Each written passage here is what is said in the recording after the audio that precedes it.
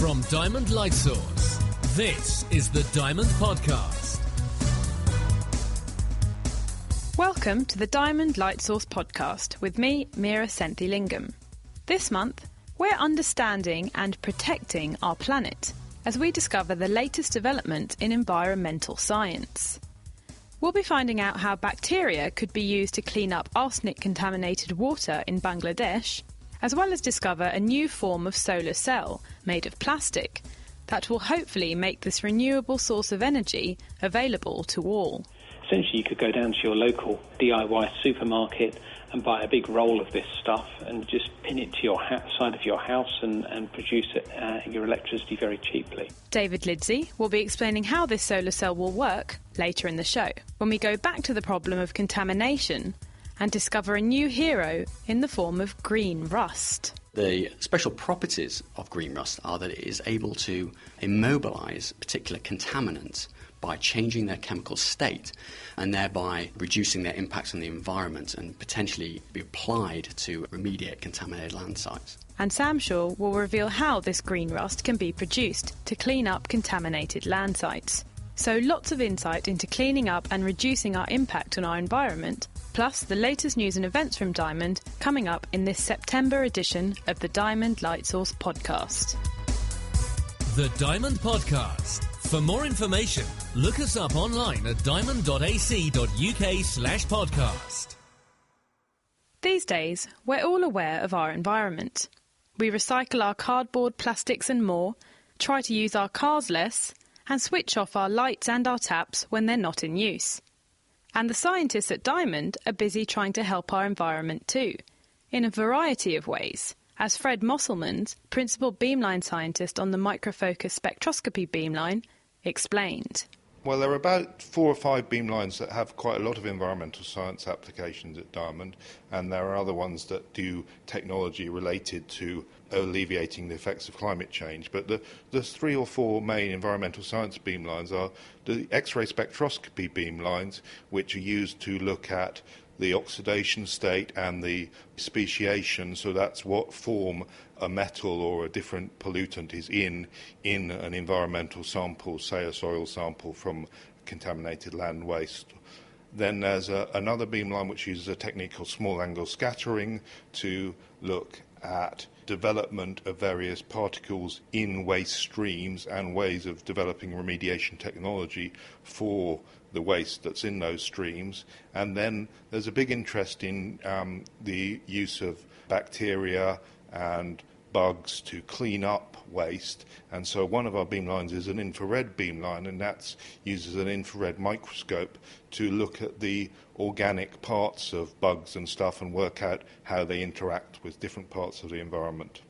So there's a wide range of environmental science taking place really, but a key thing seems to be looking at contaminants and kind of minerals and elements actually in our environment. Yes, a key aspect of the synchrotron is its ability to look in very great detail at different mixtures. So soil is made up of lots of different materials, and with a small size synchrotron beam and our high resolution detectors, we can look at individual particles of soil to tell what the contaminant phase is in those individual particles, which can lead to better strategies to remediate and clean up the particular toxic material we're looking at. Well, so you're the principal beamline scientist on the Microfocus Spectroscopy Beamline, and we're actually by that now in the control cabin area. So tell me a bit more about this particular beamline. So what is Microfocus Spectroscopy and what kind of things does it enable you to look at? So Microfocus Spectroscopy Beamline focuses an X-ray beam down to about 2 microns, 1 to 2 microns. So that's somewhere between 1/80th and 1/40th of the width of a human hair. We can then look at heterogeneous materials. Heterogeneous materials are basically, so for instance, soil is heterogeneous material. It's got lots of different phases, so you have various iron minerals, manganese minerals, organic matter in very small particulate form. So if you go to a normal beamline, say, which has a beam size of, say, 0.5 millimetre, you end up looking at a lot of different materials. While on a microfocus spectroscopy beamline, you can, by moving the sample in front of the beam, look at just one particular soil particle. So in Southeast Asia, there's a very large problem with arsenic contaminating the water supply, and the people who live in, say, Bangladesh and what have you, have severe arsenic toxicity problems. And there's a group from Manchester who've been looking at the ways of possibly remediating this and understanding why that problem occurs with X-ray spectroscopy, and now using micro-X-ray spectroscopy to understand. And in particular, they're looking at ways that they can use bacteria to make the arsenic insoluble. So depositing bugs into the wells to try and oxidize the arsenic and make it insoluble. And so even if you do put a well into arsenic-contaminated land, you can put some sort of filter with bugs in it that will change the arsenic, and therefore coming out of the well is still clean water. When looking at particular bugs that could be used for this remediation, then, is that done here at the beamline as well? Is that interaction possible to be seen at the beamline, like using spectroscopy? On our beamline, we can't actually look at the bugs themselves because the bugs are generally organic matter, and this beamline can only really look at elements from about sulfur upwards in the periodic table. We can look at the effects of bugs, so we look at the arsenic before the bugs are treated, after the bugs are treated, and tell the oxidation state and what mineral phase it's associated with, but we can't actually look at the bugs themselves on this beamline.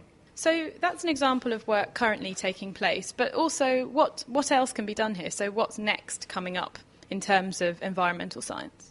Well, one of the projects I'm just starting to get involved in is a big consortium between several universities, mainly in the north of England, Sheffield, Manchester and Leeds, which is a project looking at what may happen in thousands of years to nuclear waste if it's put into repositories that are buried deep in the earth. The idea of a nuclear repository is you encase the nuclear waste in steel and then concrete, and that barrier will be intact for several thousand years. But some of the radionuclides that you're encasing have half-lives in the thousands of years, so there'll still be a substantial amount of radionuclides that are active and potentially harmful that are extant when the barriers have begun to break down. That's quite a way into the future to have to predict.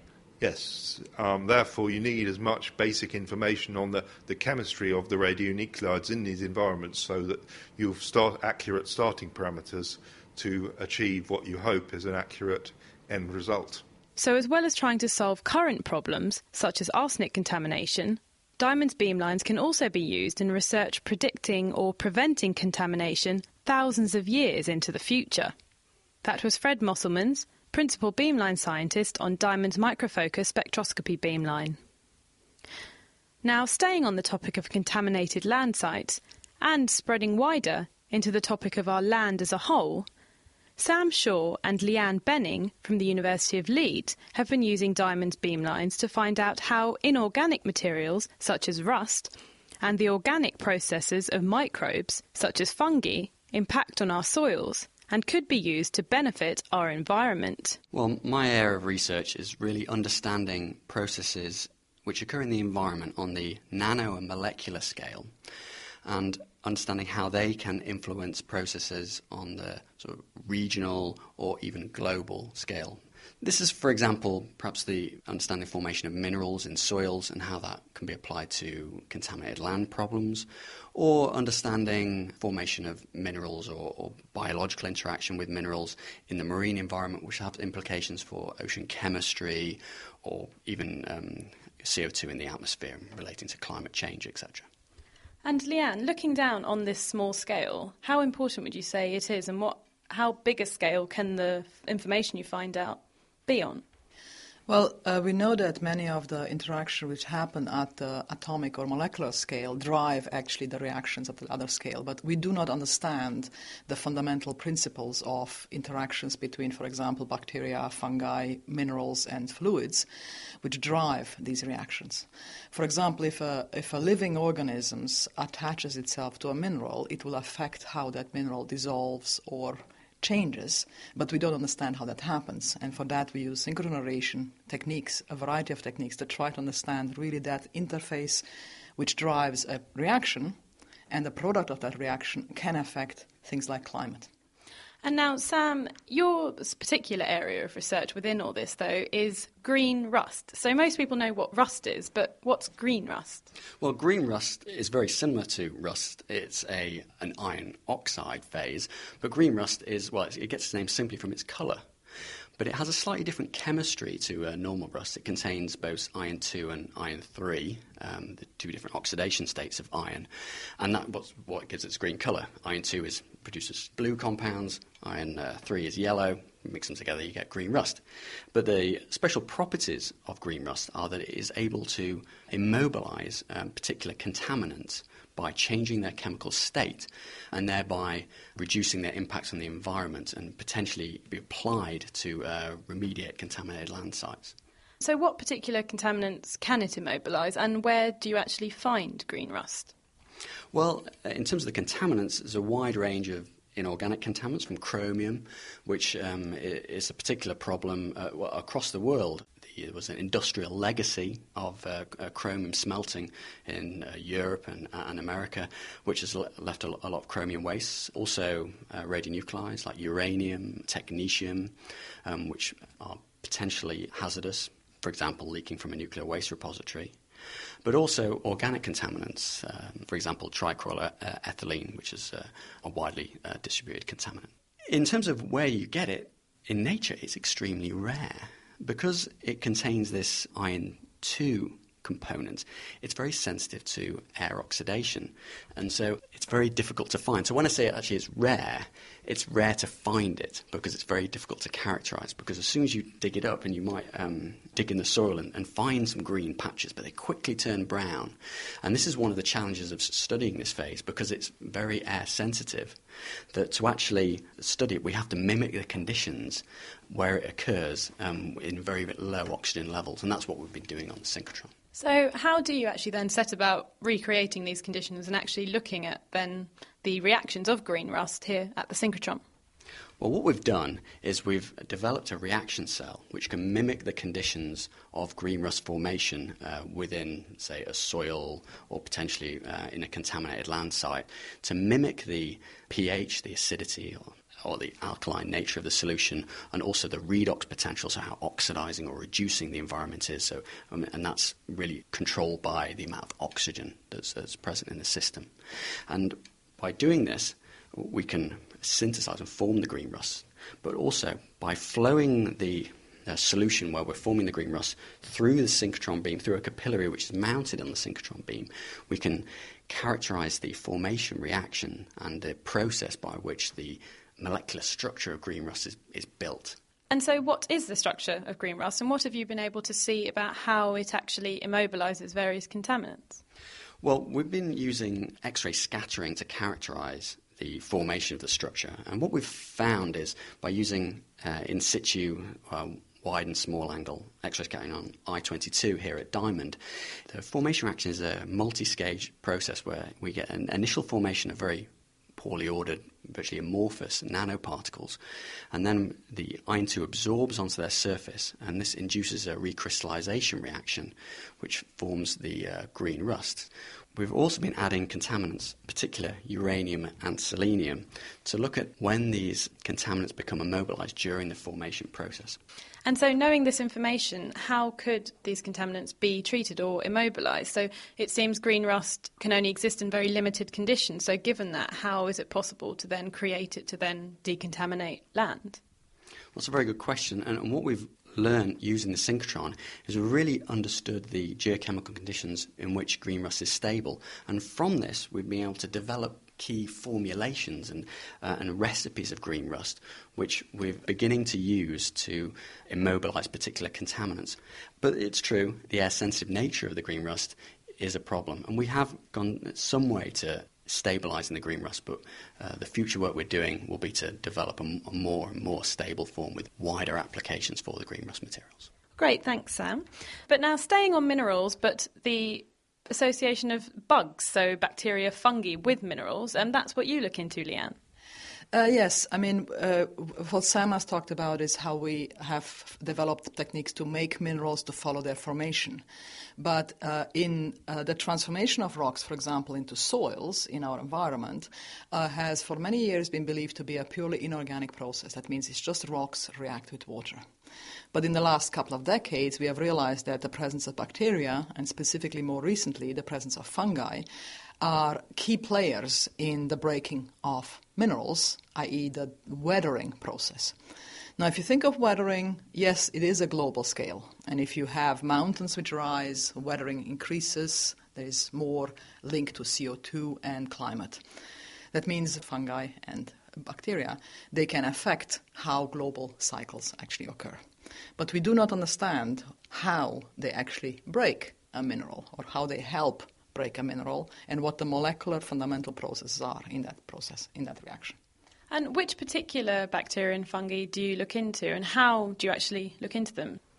Well, the work which I've done specifically at Diamond, but also previously at the Daresbury Synchrotron, was using infrared spectroscopy.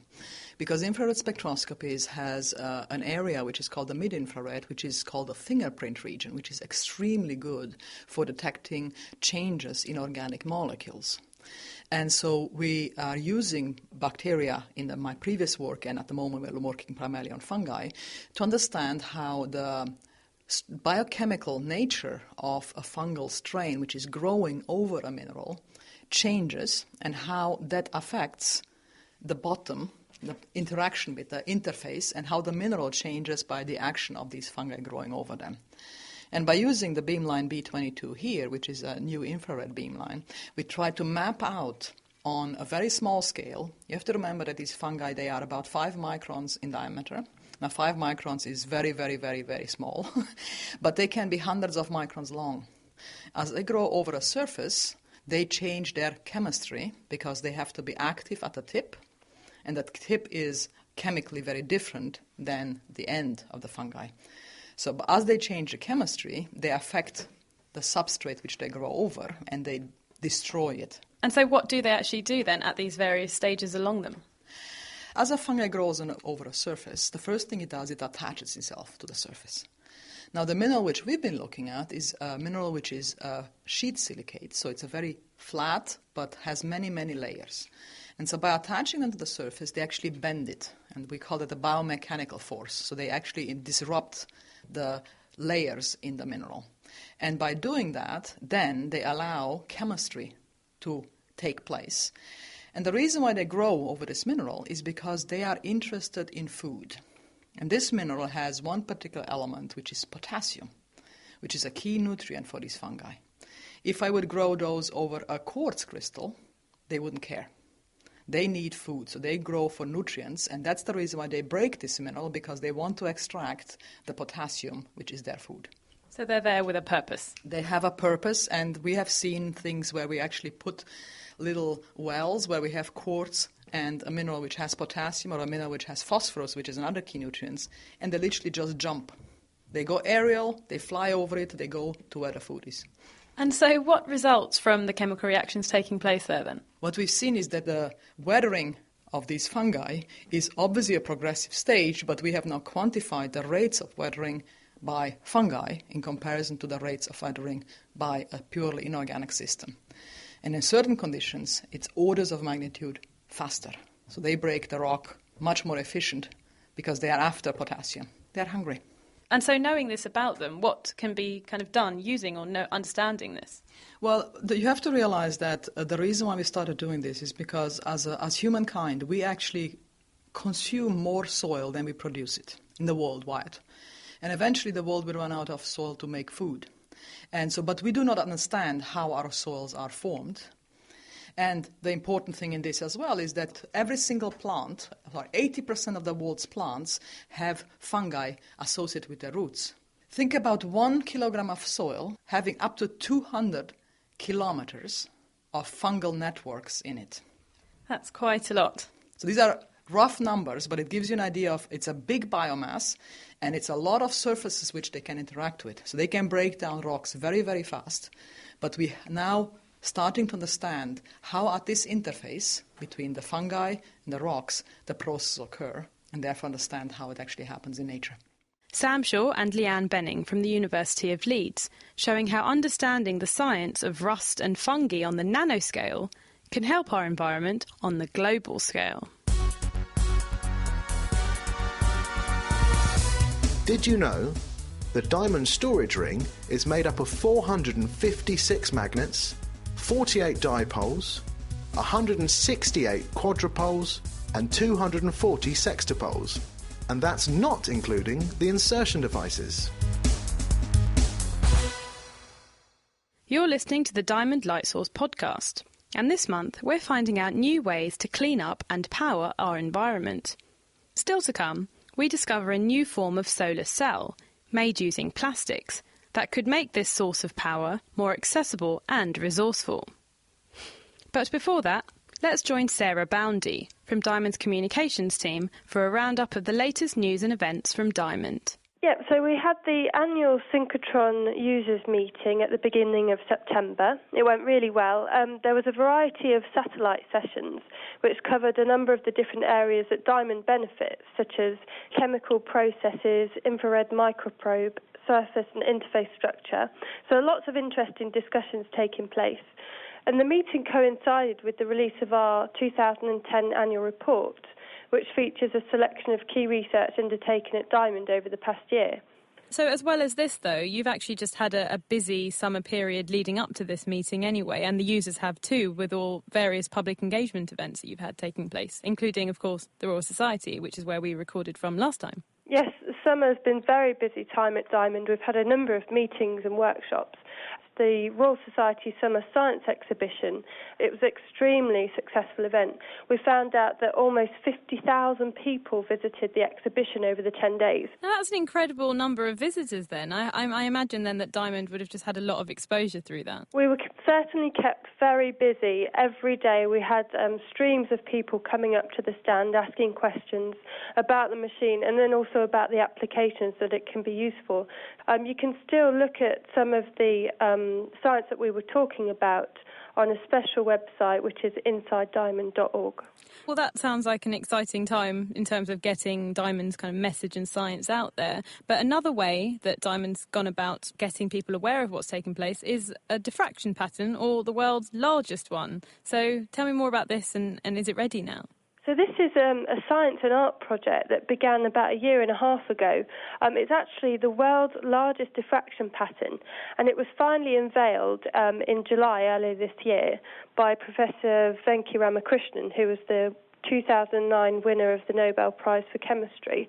It's actually a piece of textile art made up of thousands of cross-stitches, and they were gathered far and wide over the past 18 months, from as far as Chicago to Paris and then also closer to home.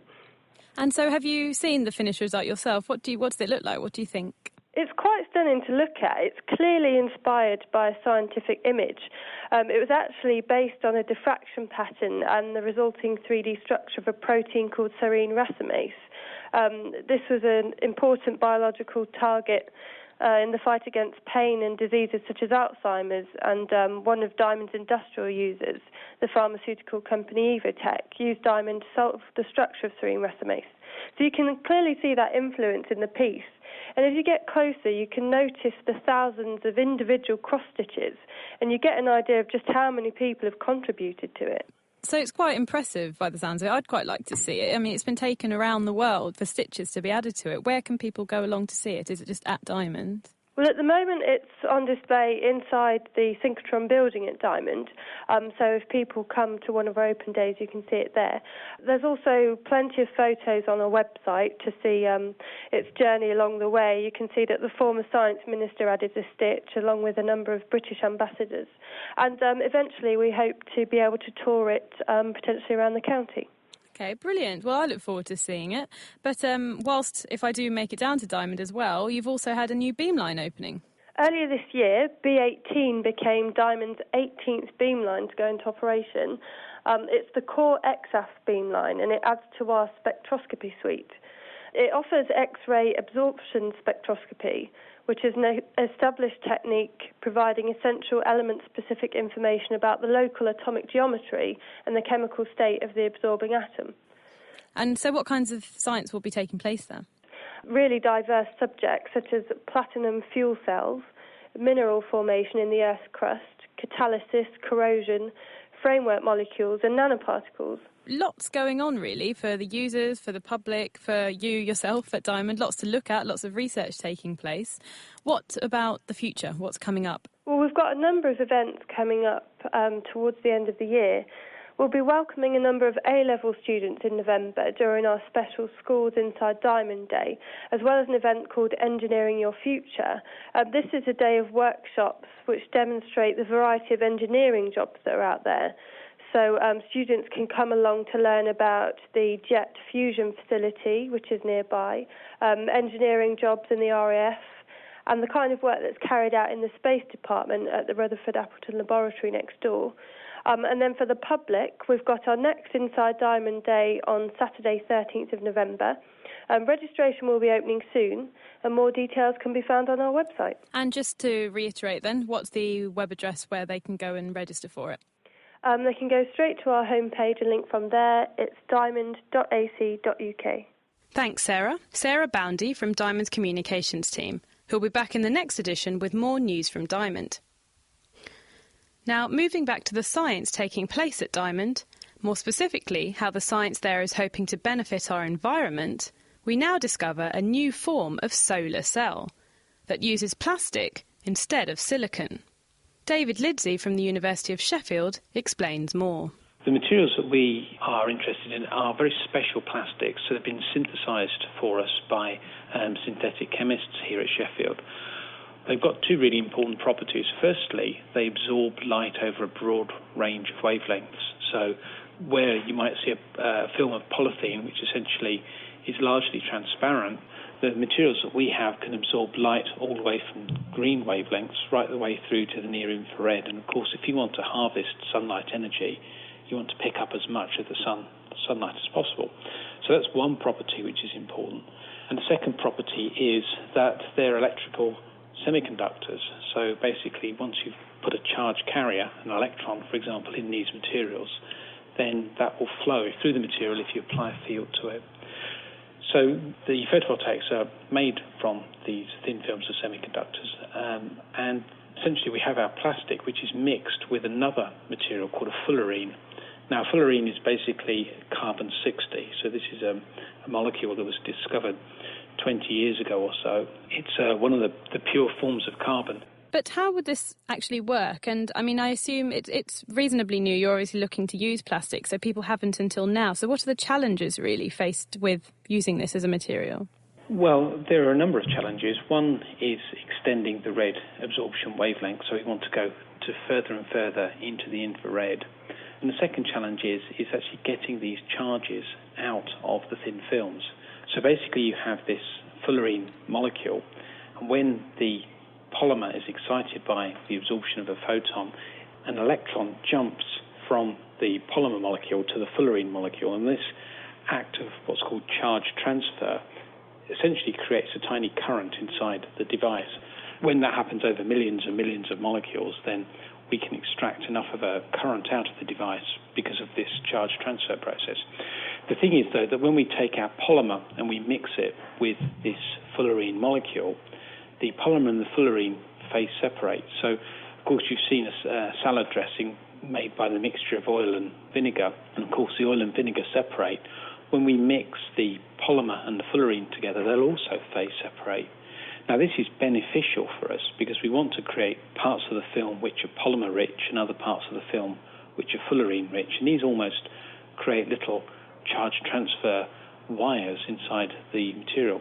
But if they actually phase separate on too large a length scale, then this actually makes the device not work very efficiently. If it phase separates on a very, very fine length scale, they also don't really work very efficiently because you can't form these little charge transfer pathways. So essentially, one of the tricks is to actually know how to get the film to phase separate on exactly the right length scale. And this is one of the things that we've been very interested in and we've been using the diamond light source and other techniques to actually study the structure of the film. What has this actually enabled you to see then in detail about the process? Now, what we find is that for most of the time when this solution is drying, actually nothing much happens at all. And this, I guess, is a sort of watching the paint dry phase. But when the solvent evaporates to leave only about 50% of the film containing solvent, things actually suddenly get very exciting. And what happens is we see a very rapid crystallization of the polymer. And this process happens in about 5 to 10 seconds. And suddenly we see that the solvent, as the polymer molecules start to crystallize, it's very difficult for the solvent to leave the film. The kinetics of the crystallization of the polymer tells us that the crystals first form around sort of impurities or little aggregates that exist within the film, and we see a crystallization that happens essentially in one dimension, so we see a one-dimensional crystallization of the polymer. And thirdly, we actually find that as the polymer crystallizes, we can actually see that the crystallization and the arrangement of the molecules in the crystallites improves. Basically, their packing gets tighter and tighter. There's a general reduction in kinks and twists in the molecules. So it's really the whole picture, the way that the solvent evaporates, the dynamics of the crystallization, and basically the improved packing of the molecules gives us an overall sort of picture of the processes that occur as the film dries. So having been able to see this then, what stage would you say your research is at the moment? So have you actually got, say, a final design that you would want to go into production then to have plastic incorporated into our solar cells? Well, at the moment, the sort of solar cells that we are producing at Sheffield, and other groups obviously are producing them around the world, have an efficiency between, say, 4 and 8%. So this means that between 4 and 8% of all of the sunlight energy that falls onto the solar cell or is absorbed by the solar cell is actually converted into electrical power. Now, silicon, our big rival as it were, has an efficiency between, say, 15 and 20%. So you can see that we're actually quite far behind silicon, really. So one of the big challenges now is to actually improve the efficiency of the organic-based system up towards the efficiencies of the inorganic. Now, it's possible that we'll never actually get to the efficiencies that you get with the inorganic, but the big advantage with using polymers is that they're very, very cheap to produce and they're very, very cheap to make thin films from.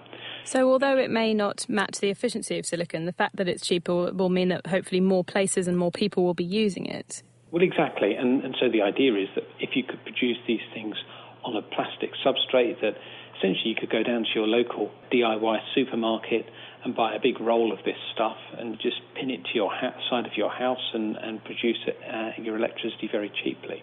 And really there's a huge amount of land area which is essentially redundant in parts of the country. So, the roofs of out-of-town supermarkets or the sidings of railways or the sides of motorways, all of these places you don't actually really want to do very much with them. And if you could actually cover these at very, very low cost with a very flexible, thin photovoltaic film, you can actually produce a huge amount of electricity. David Lidsey from the University of Sheffield.